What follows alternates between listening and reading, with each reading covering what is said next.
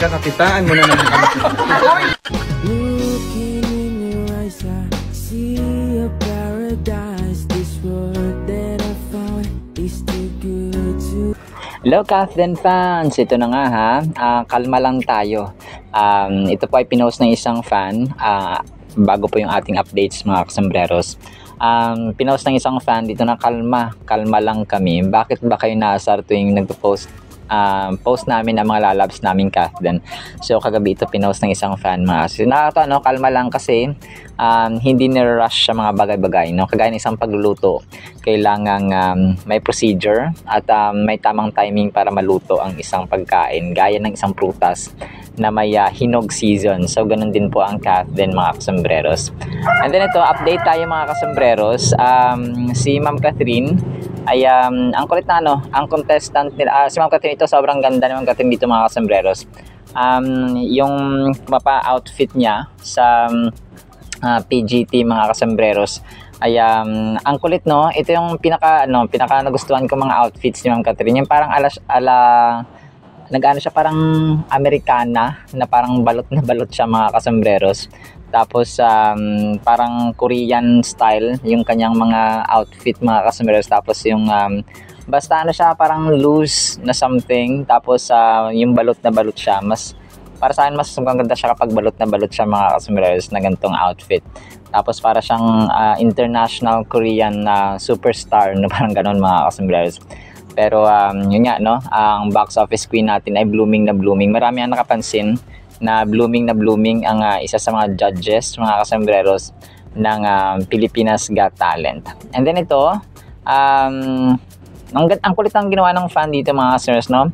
Dinrawing si Ma'am Catherine, and then yung kinalabasan po ay sobrang parang siya, parang picture, pero di ba kulay brown pa talaga yung niya, yung kanyang kulay mga kasambreros. Ang lupit ng kanilang ginawa. So ito yung kanyang aura nung sa Star Magic Ball pa siya mga kasambreros. Una lapis lang, tapos naging makulay at sobrang ganda. Tapos sa Pilipinas Got Talent kagabi, meron silang meron silang contestant na Abrilata. Tapos sobrang kulit nito kasi parang parang wala lang, no? Lip sync lang yung ginawa niya. Tapos sobrang jolly. Sobrang angga ng aura. Tapos nung nag-perform na siya, nakakatawa kasi yung pustiso pala ay natatanggal at parang comedy. Although si Ma'am Catherine lang yung nag-no dito, kasi gusto niya pang kunin sa ibang mga projects or parang something like that mga kasambreros. Tapos si FMG na dito mismo nag-confirm na parang i-contact niya si Cory Vidanes. Tapos parang kasi siya parang pwede siyang artista, pwede siyang gawing pang comedy mga kasambreros. So opportunity ito.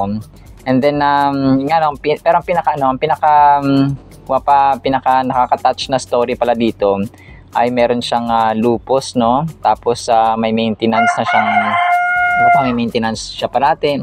Tapos kailangang gastusan and so on, pero hindi mo makikita sa kanyang performance kasi sobrang galing. Nagpapasaya siya ng tao, pero yung kanyang storya pala ay sobrang nakakalungkot. And nakakakuha dito yung kay Ma'am Eugene Domingo at saka yung sa kanya. Nag-duet silang dalawa mga kasambreros sa actingan. Tapos alam niyo naman si Ma'am Uge, no? Kapag actingan ay best actress din ito mga kasambreros, na kung saan ay kumaga pa award-winning actress, no? Kahit sa comedy, sa drama, sa horror, sa suspense, kahit saan madalhin ito si Ma'am Eugene Domingo. Talagang magaling na actor. So ang lupit nila. So ito yung isa sa pinakamasayang contestants nila kagabi mga kasambreros, na nagpatawa ng audiences, maging ang mga judges, lalong-lalo na po si Sir FMG na sobrang tuwang-tuwa sa kanya.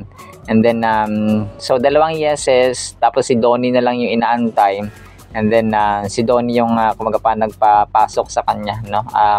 Kasi binigay niya yung kanyang yes mga kasambreros. So alam ko na kasi ang term niya dito, si Ma'am Abrilata, ang term niya is PWD siya. Tapos yun nga, hindi alam, parang sabi ni Sir Donnie na hindi halata na isa siyang PWD, no? Kasi nagpapasaya, tapos kwelang-kwela, no? Parang para siyang ang galing talaga niya. Ang lupit niya, para siyang pwede talagang maging artista sa TV, mga kasembreros. So, si Sir Donnie din ay may kapatid na PWD. And syempre siguro nakaka-relate din po si Sir Donnie, kagaya ko na may kapatid na PWD, mga kasembreros. And then ito, last item natin, Sir Alden, ay sobrang kulit kasi si Sir Betong Sumaya, sina Ma'am Annette Gozon, sina Sir David Licauco, sina J Ortega ba to? Tsaka sina kasama niya pala dito sila sina Sanya Lopez, no? Sina Sir Joel Torre, and so on, mga kasembreros, sa Samahan na Makasalanan na pelikula ni Sir David Licauco. So, ayan, so sobrang kulit la. Kasi si Pops Arnold, gagamitin mo na kami sa YouTube mo, ganyan. So, pero biro lang po yun ni Sir Alden, mga kasembreros. Alright, so na po sa ating captain items, sana pepangin po natin ang Word of God. At para po sa ating Word of God ay sobrang ganda po nito. Ang title natin, Matyagang Mag-antay. Psalm or Salmo or Awit 40 verse 1, I waited patiently for the Lord and He inclined to me and heard my cry. Sa Tagalog, ako'y matyagang naghintay sa Panginoon at dininig niya ang aking mga daing.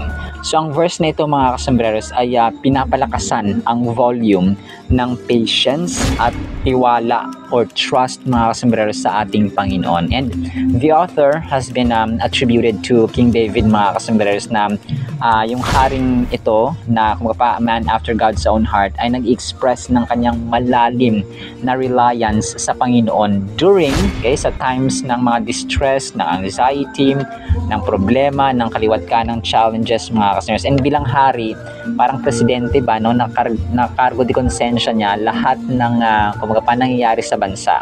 And same goes with King David, mga kasembreros. That is why alam niyo po, nag-pray din tayo minsan, or ako din na nag-pray na yung bansa sana natin ay parang King David, na ang leader na malapit sa Panginoon ay matatakot mandarambong, matatakot gumawa ng masama, mangurap, or yung lang nila ba, yung kanilang yung goal lang talaga nila ay para sa public service, no? I'm not bragging, or hindi ako bayad dito ni Mayor Vico Soto, pero is one example kasi Christian siya, pinalaki siya ng nanay niya na si Ma'am Connie Reyes na Christian.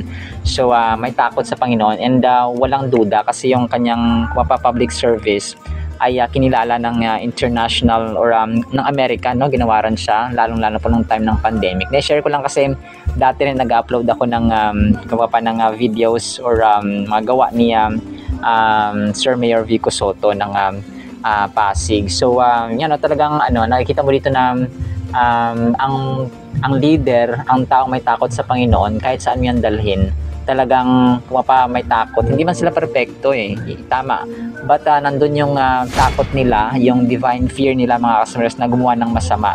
So, naset ko lang na example si Mayor Vico Soto kasi naalala ko talaga na kapag ang leader ay hindi natin pero landslide parati yung boto ng mga tao kay Mayor Vico Soto, at ayaw niya yung nanilalagay yung kanyang mukha sa mga public infrastructure, yung mga buildings na ginawa ng kanyang opisina. Ayaw niyang ilagay yung kanyang mukha doon kasi nga sabi niya hindi naman niya pera yon, pera ng taong bayan.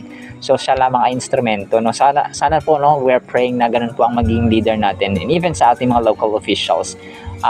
Sin po kasi leader din po ito si King David. It's easy to get frustrated and feel neglected when we do not see immediate results to our prayers or situations that we are facing. So ganun tayo, may tendency bilang mga tao, nasa physical tayo na katawan, naiinip tayo kapag hindi natin na-receive or natatanggap agad yung pinagpipray natin.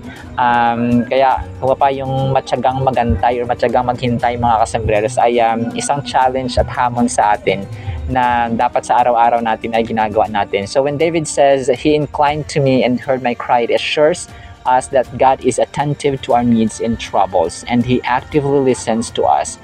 So actively listen. Ang Diyos po natin ay hindi po yung pag nagsalita ka, oops, huwag ka na magsalita kasi ayoko makinig sa'yo. So, hindi po siya ganon. He will just listen.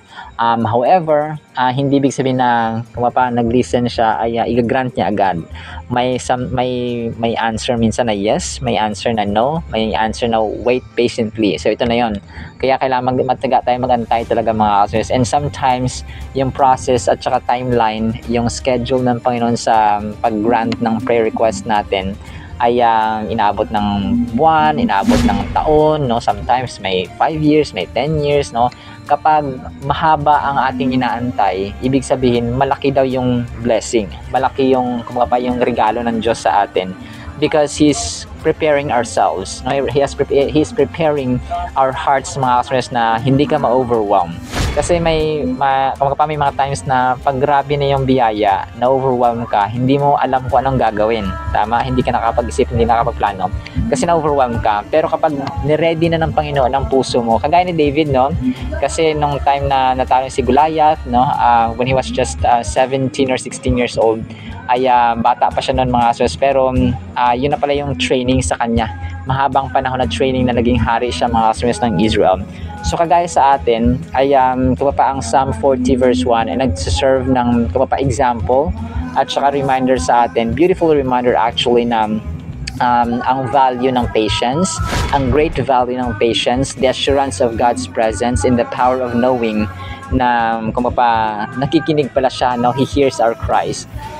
Sa langit po ay may mga verse dito na yung mga luha pala, no, ng mga tao ng Diyos, iniipon yan sa bote. Tapos parang may mga room doon or bodega sa langit, mga ka-SMReros, na puro luha lang ng mga tao yung nakalagay. Grabe, no? Parang gusto mong malaman kung ano pa yung mga mystery ng langit, mga ka-SMReros. Ang dami actually na hindi natin nakikita sa mundong ito, yung itsura talaga ng langit. Kung may mga ginagawa minsan ng mga AI, mga sa TikTok or sa social media, pero malayong-malayo ang totoong itsura ng langit, mga ka-SMReros. It's through moments of waiting that we often grow the most. So tama yun, no? Kasi pag nag-aantay tayo, doon yung natetest yung patience natin. Yung patience natin mga anak ng endurance, yung endurance mga anak ng knowledge, mga anak ng virtue, mga anak ng kabaitan, ng kindness, and so on. But most especially yung love talaga. And our faith challenges us to lean into the uncertainty, knowing that it builds character, no? Nga sabi natin, nagbi-build ng character ang patience, mga sa pag-aantay, and strengthens our relationship with God. The more we practice waiting, the more we develop resilience, learning to find hope in peace even in the absence of immediate answers. So kapag wala pang sagot, no, kunwari may mga job interviews tayo tapos wala pang sagot, so nag-aantay tayo, mga kasi yung iba nag-a-apply, pero sa Diyos, no, iba yung case pag kay Lord na nanalangin tayo. Kasi sometimes it will take years and years talaga bago matupad. May times na natutupad agad, no? May mga times na talagang tinetest yung ating patience. Not to make us irritable, na maging irritable, mga ka-SMReros, but ang Diyos natin ay may perfect timetable. So, yung trust natin at tiwala dapat ay andon. Kung kaya matyagang maghintay, mga ka-SMReros. Alright, so naman po in the meantime, nawa po ay pagpalain po tayo ng pag-ibig, pananampalataya at pag-asa in the mighty, holy, sweet, magnificent Lord Jesus Christ Himself. And everyone said, Amen and Amen. See you sa next segment po, mga ka-SMReros, and paalam po. I love you all.